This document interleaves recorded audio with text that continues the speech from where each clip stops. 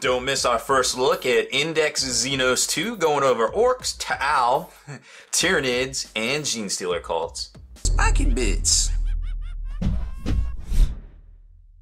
What's up, hobby maniacs? Baer with you again today, checking out the brand new rules for some dirty Xenos. Now today we've got these fantastic factions right here, and of course it makes sense that Genestealer Cults would be in the book with the Tyranids here. So Games Workshop is putting out this brand new Index Xenos II that gives you the up and going, or I guess starting rules for these factions here. Now this is it's roughly like 150 140 page book here that's going to get you up and going. Now these things are going to be $25 when they come out, but for right now it's definitely worth taking a look at. Now here you can kind of see it's the same format we showed you in our Xenos 1 first look review. We're not going to go over all the rules. We're just going to kind of give you some generalizations of how they work, and then we'll come back and do some individual tips and tactics articles on each one, because some of these factions are probably going to be around for a while. These are going to be the rules that we have to go by until they get their individual codex books. I imagine it might take a little while, but that's okay.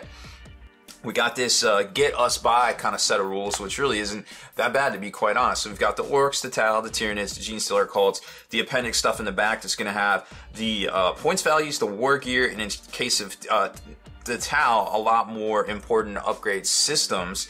Your Tyranids and your Genestealer Cult point values and war gear right there. So you got the fluff section in the start, then it gets into the army list sections. They go over all of your special rules that your units may or may not have on their data sheets. Not everyone has every special rule, so it's very important that you read each and every little data sheet that's in the book there. So let's kick it off and take a look at some Orkses, because everybody knows Orkses are the bestest. So here's the Ork army list right here, and they've got two main rules that are brand new. Well, not brand new, but at least that crossed over to 8th and do some predictable kind of things here. You got the mob rule, which unit with this ability can use the leadership characteristic of any friendly Ork unit within 6, which is pretty good. Here we go, a unit with this ability can reroll failed charge rolls, which is pretty huge, and you're going to see why here in a second. Then you got the power of the WOG discipline. Now again, rules is written, you can either roll a d3 to determine which power you get, or you can just pick them. I don't know if that's gonna,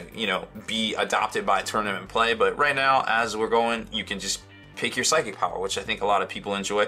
So first off, you got Ed Banger, which is kind of just a kind of a cross between Mind War and Magic Missile.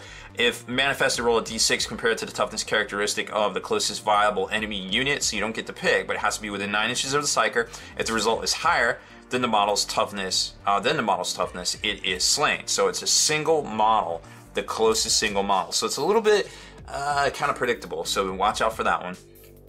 Warpath is select a friendly Ork unit within 6 inches of the psyker. Increase that unit's attack characteristic by 1 until the end of your next psychic phase. So that can stack pretty good with Gazgul's ability.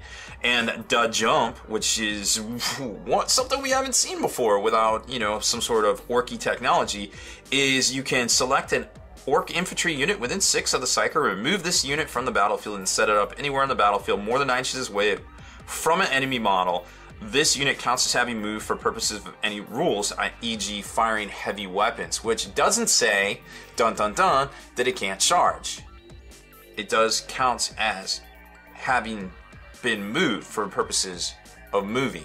So you can't additionally probably advance, I would imagine, because that happens in the movement phase. However, you still can shoot, can charge, and then the Here We Go ability definitely comes in clutch right there, because if you're 9 inches away, you basically have built-in fleet, and remember the Phantom Inch, so you're not charging nearly 9 inches, and you're getting a reroll, which was an easy assault charge back in the day with anything that was Beast or Cavalry with Fleet in 7th edition. So I see this being pretty huge.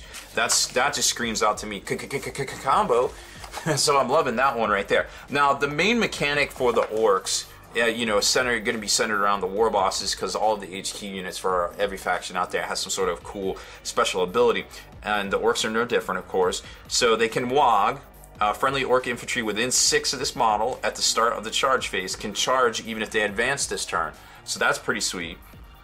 And then you can break heads, you can restore morale, suffer D3 wounds, and the morale test is considered to have been passed. So that's kind of something that a lot of the HQ characters can kind of do right there. And then of course we all know what the psychers and things. I like the big mech. He's got the custom force field, which is coming in clutch, but you have to be entirely within. It doesn't say within, it says entirely within. So this wording is a good precedent here, because this is different from embarking and disembarking terminology that's in the core rule books, which just says within. So technically you can kind of straddle your base to be air quotes within. Right here, let's see, disembark any unit that begins, when it disembarks, set it up on the battlefield so that all models are within. So you've got within, and then you've got wholly within, so this is a very important precedent to be set here. They would get a 5-up invulnerable if the Big Mech is embarked, then the vehicle transporting him gets the 5-up invulnerable instead. So a neat little ability there that kind of harkens back a few editions for some of you veterans out there. Ghazghkull Thraka, of course, the man, the myth, the legend, has the Great Wog. So of course it combines the Wog itself with the ability to get +1 attack characteristics for any unit that was within 6 inches of Ghazghkull when they fight. So I guess that's if they charge this turn and Ghazghkull is within 6 of the unit when they fight. So when they're activated. So theoretically they don't have to be within 6 inches when they start. They just kind of have to, you have to straddle dudes over. They don't have to be entirely within, just the unit has to be within and not the model. So important characteristic. But wait, there's more. Hey, didn't we just see something back here? They gave them +1 attack. So now you're getting +1/+1 and being able to charge and being able to run to advance, charge 3d6, wow, or excuse me, charge and then reroll it. That seems a pretty good mechanic. So the Orks are definitely fast on their feet when it comes to getting across the table these days. It definitely feels like. One other thing I wanted to show you guys was the Stampa, which is a smorgasbord of ridiculous abilities and weapons. Of course, it even has, here we go.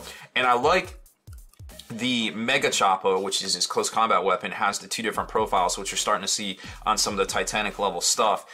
The Brass Scorpion also has it as well, and I think the Lord of Skulls for Chaos has the same profile as well. So it's going to give you 2 different options to make multiple melee attack, or kind of like one huge attack or one kind of like spread out attack across the unit right there. So keep that ability in mind. Now, the Stomp itself is about 900 points stock, so we're not going to see a whole lot of these because you still have to pay for all the weapons. And speaking of weapons, I didn't really show you, I apologize here, but when you're making your army list, and this is standard for all of these books thus far, you're going to have to go to the back of the book to get your point values and such, to figure out how much your units cost, and then for, you know, 10 dudes is 60 points for your normal boys, but if you want to add additional boys, they are 6 points each. Does not include their war gear. Now special characters include their war gear in the profile. Like over here you've got Snickrod, Ghazghkull, etc. They include it. So if you look, Stompa's 900 points, you know, it's probably going to have a Super Gatler for 28, Super Rockets, I guess, are freebies. So sometimes they're freebies, but sometimes they're not. So you just have to be aware of that back here. And then all of their war gear, this will be all of their weapon profiles, which may or may not be on the unit, the data sheets themselves. So that just kind of goes for all of these guys. Now skipping over to Tau. Lots and lots of special abilities in Tau. We're probably going to spend a hot minute on that in and of itself. So abilities for the greater good, that's when a unit, when enemy unit declares a charge, a unit with ability that is 6 inches of one of the charging unit's targets may fire Overwatch as if they were also targeted. A unit that does not, that does so cannot fire Overwatch again, because remember, a single unit that is targeted for assault can fire multiple instances of Overwatch themselves, as long as they do not have an enemy model within 1 inch, so they're eligible. So if you try to charge something with one unit and you get a double Overwatch from the greater good ability, the thing that used the greater good ability might not be able to Overwatch again, but the unit, if you do not make contact and it doesn't have any enemies within 1 inch already, i.e. engaged in combat, that's what that is, then theoretically they are free to shoot Overwatch at another unit if they are attempted to be assaulted again. So just something to keep in mind. Now a lot of your units in the Tau book are going to have that ability here, but a lot of the vehicles do not, but some of the big stuff does. So if it's a big monstrous creature walker like the Storm Surge, it does, but if it's something like the Hammerhead or something, it doesn't look like it does. So, and the independent characters don't either. Marker lights are really interesting this go around. So if a model other than a vehicle fires a marker light, it cannot fire any other weapons in that phase. When a unit is hit by a marker light, you place a counter next to it for the remainder of the phase. Very important. So it's only going to be for Tau, the single Tau shooting phase. in the Tau turn. Because remember, turns, there's 2 player turns in each battle round. So there's no more confusion about turns. If it's your turn, it is literally your turn, according to the main rule. So just some more important things to point out there. The table below describes the benefits of the Tau Empire models when shooting at a unit that has marker-like counters. All benefits being cumulative. So what it looks like is that there used to be the thing where if you shot marker lights at a unit, you would not be able to use the marker lights. But now if you shoot marker lights at the unit, well, it looks like you're not allowed to shoot any other weapons anyways for that particular unit. Let's see, it fires if a model. So the rest of the unit could, but a model could not do anything else. So theoretically, per what I'm reading here, I feel like that means that if you have a squad of, say, I don't know, we'll go with crisis suits. I don't even know if they have access to marker lights. But say a crisis suit can shoot a marker light, so I'm not exactly sure. I haven't read into each and every data slate yet. As you can imagine, it's a lot of material. So theoretically, if you have a squad and one model shoots a marker light, the rest of the models in the squad are okay to shoot the rest of their weapons, and they theoretically would benefit from the marker light ability itself. Okay, so I guess that makes sense. Marker light table, so you're gonna have to stack and see how many marker lights are on the unit. For 1, you can reroll hits of 1 for Tau Empire. For 2, destroyer and/or secret missiles fired at this unit using the firing model's ballistic skill instead of the normal snap fire of 6, rather than only hitting on 6, which they will explain in individual profiles as well. Tau Empire models attacking this unit do not suffer a penalty for moving and firing heavy weapons or advancing and firing assault weapons. That's pretty cool. I don't know if it's a good use at 3. I'd probably shoot them at other stuff. But anyways, the target unit does not gain any bonuses to its saving throws for being in cover, which generally can happen a lot. And 5 or more, add 1 to hit rolls for Tau Empire models attacking this unit, which can be pretty huge in and of itself. And I think in the new edition of 40k, that is definitely worth 5 tokens right there. Now, flip back to the back of the book, and you're going to see a lot more stuff in here. You've got the war gear, which if it isn't listed in the individual listings, there it is right there. Your Tau point values, your ranged weapons, your melee weapons, your other support systems, which are right here in this bottom right corner, which we're going to talk about here. So a lot of things can take these support systems, and they're very important to mention because they are kind of game breakers in a lot of ways for the Tau army. Advanced Targeting System. A model equipped with an Advanced Targeting System increases the AP characteristic of all its weapons by 1. That is so huge in this game. Like, just being able to do that right off the bat, and it's actually relatively inexpensive for what it does. I think on models it's like 10 points. No, 8 points even. That's ridiculous. Can my Marines get that? Because I would love it. Counter Defense System. Model equipped with CDF, rerolls failed to hit rolls when firing Overwatch. Okay, that could be effective. Not entirely necessary to take up that slot with, but whatever. Drone Controller, drones within 6, equipped with a drone controller. Add 1 to any hit rolls. Early Warning Override. This is going to give you what used to be the Interceptor ability. If an enemy unit is set up within 12 of a model with the Override, as a result of an ability that allows them to arrive mid-battle, i.e. teleporting, etc., the model may immediately shoot at that unit as if it was your shooting phase. There's your Interceptor ability, and it's limited to within 12. Now remember, it doesn't say entirely within, it says any unit within 12, and you know that generally when you set up models away from something, it's going to be with more than 9 inches away, so it's going to fall within this bubble. So if you really want it, and you really want to be able to land and launch an assault against a Tau unit, and they have this early warning override, you're going to have to seriously weigh your options very carefully, because chances are they will be able to launch Overwatch at you, not only when you charge, but also when you land. You're going to get shot multiple times, and when you go in, if there's other units within 6 inches, well, they will also be able to shoot you too, per the greater good rule. So very tricky proposition right there. Multi-tracker. A model equipped with a multi-tracker can reroll hits of 1, and if it is firing all weapons at the same target. Remember, you can't. Every model can split fire, and unless you have a pistol. I think if you say you're going to use a pistol to shoot one thing, you have to only shoot with that pistol, I believe. Might have to double check that one, but I think that's how it works. Stimulant Injector. Roll a dice each time a model with a Stimulant Injector suffers a wound or mortal wound. On a roll of 6, ignore it. Basically feel no pain from back in the day. Target Lock. Models do not suffer the penalty for moving and firing heavy weapons or for advancing and firing assault weapons. But remember, you can still advance and fire an assault weapon. Still, there just is that penalty there. The model can also advance and fire rapid fire weapons, which you normally are not eligible to do, but must subtract 1 from a hit roll. So it basically turns rapid fire weapons into assault weapons into normal weapons when assaulting, and heavy weapons, there's no penalty to moving and shoot them, which is pretty good. Velocity tracker, add 1 to hit rolls for this unit when it shoots at a unit that can fly. So there's your foe skyfire. So all of those abilities are able to be taken by your suits. Most notably, of course, you know, your commanders here that are going to be able to employ some of those. Now, as far as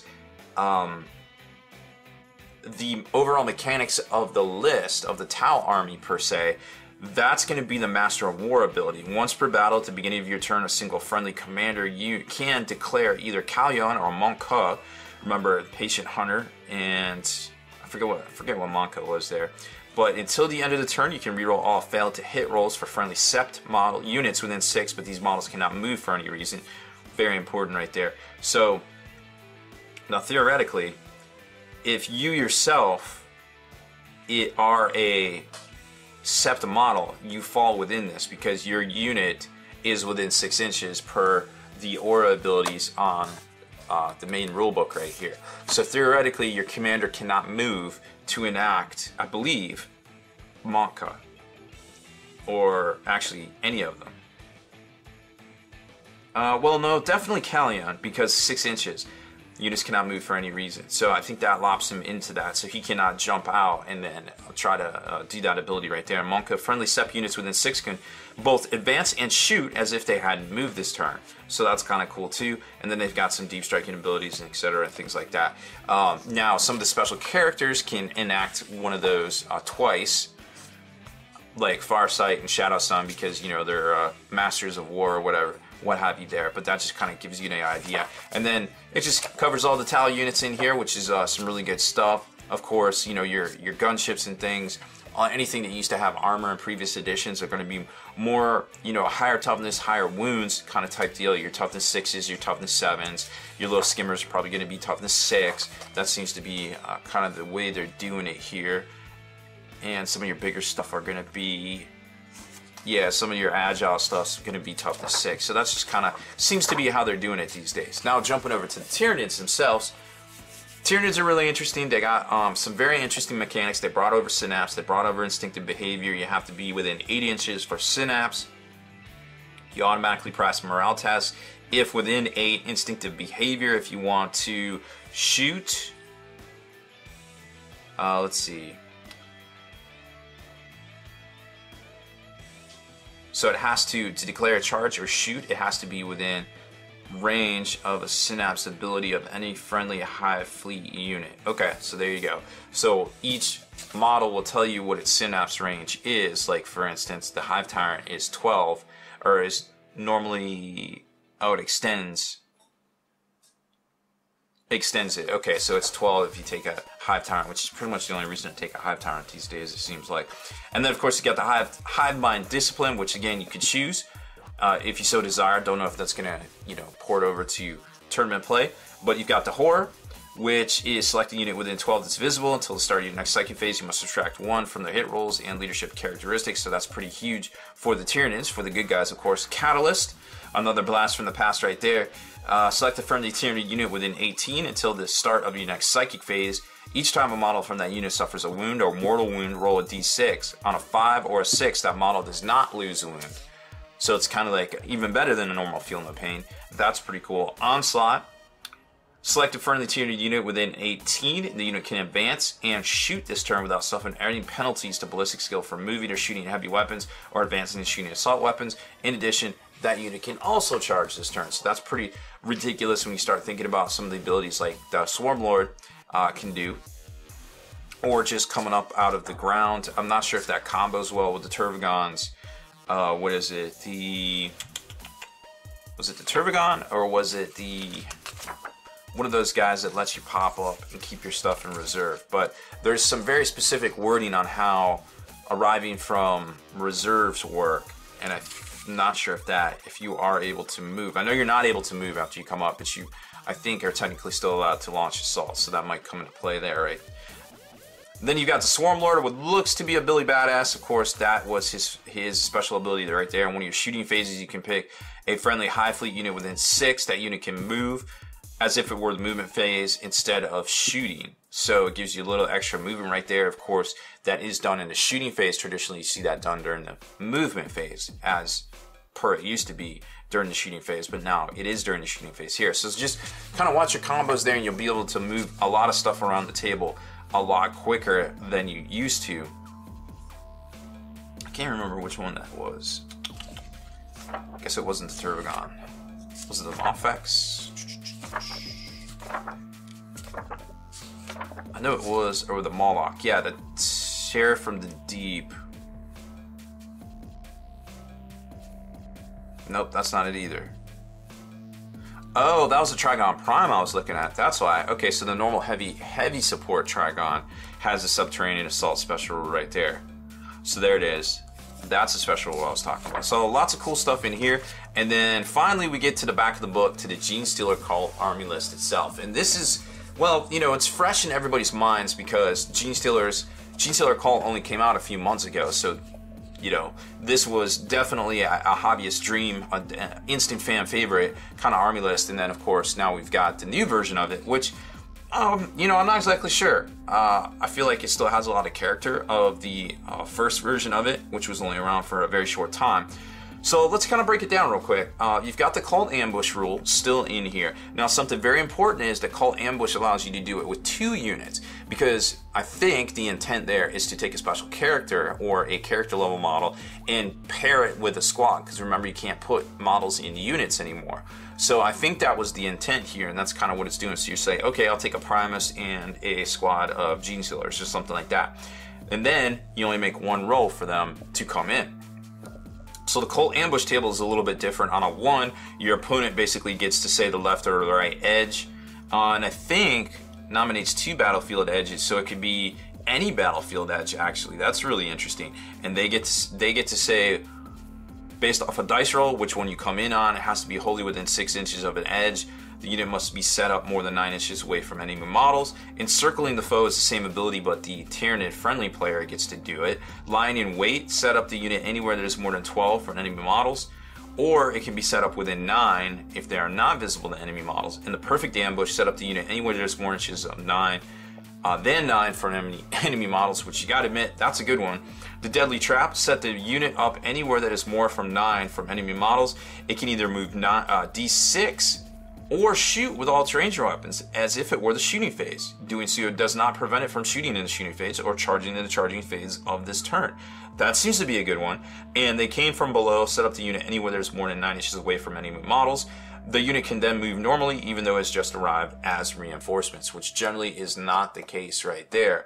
You cannot move further, you can launch assaults. So that will get you into contact all day, every day in most cases, I would imagine. There's also another caveat here that you can include Astra Militarum detachments for those keywords because, let's face it, they like to loot those tanks and those, you know, things that are in there, subvert the minds of men, you know, through their brood telepathy, or perhaps just, you know, they're part of them already through selective breeding, etc., that they have become part of the Genestealer cults. So that way you can get units that aren't in this section right here, and you can play them along in the same army. They give you the rules right there for that, so that's something to be aware of. And then, of course, you have new psychic powers. The Broodmind Discipline is pretty cool. Mass Hypnosis, it's alright. I like it because it's flavorful. So, select an enemy unit within 18 until the start of your next psychic phase. The target unit cannot fire Overwatch. Fights the last in the fight phase if it is charged and must subtract 1 from its hits roll. So it basically nerfs the unit. Now this is why it's a lot of times it's good to have something to try to at least deny the witch, because on a 7 that's an average roll. You're going to need an 8, so you're going to need basically average +1 to deny it. But there's stuff like this out there that could really cripple a lot of armies. You know, you get in on them, you cast this, could be GG for a whole flank there. Mind Control, this one's pretty cool because you can, I guess you can kind of do it to anything. If manifested, pick an enemy model within 12 inches of the Psyker and roll 3d6. If the score is less than that model's leadership, nothing happens. But if it is equal to or greater, that model can immediately shoot another enemy unit of your choice or make a single close combat attack against it as if it were part of your army.